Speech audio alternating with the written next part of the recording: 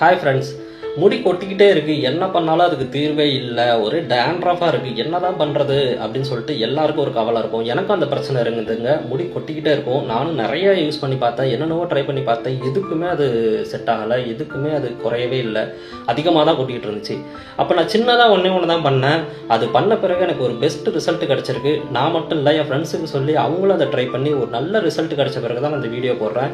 வெறும் 100 ரூபா போதும். நம்ம எதுவும் கெமிக்கல்லாம் யூஸ் பண்ண போகிறதில்ல, சிம்பிளாக அதை யூஸ் பண்ண போகிறோம். வேறு ஒன்றும் இல்லைங்க.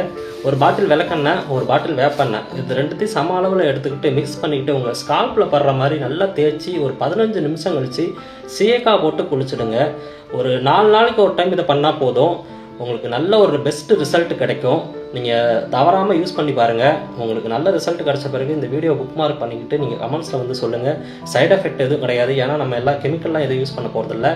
வேப்பெண்ணெய் வந்து ஸ்மெல்லு வரும் அப்படின்னு சொல்லிட்டு சில பேருக்கு டவுட் இருக்கலாம். அந்த டவுட் உங்களுக்கு தேவையே இல்லை. ஏன்னா விளக்கெண்ணெயோட நம்ம இதை மிக்ஸ் பண்ணுறதுனால வேப்பெண்ணெயோட ஸ்மெல்லு இருக்காது. இது ஒரு நல்ல ரிசல்ட் எனக்கு கிடச்சிருக்குங்க. அதனால தான் நான் இதை போடுறேன். இந்த வீடியோவை நீங்களும் ட்ரை பண்ணி பாருங்கள்.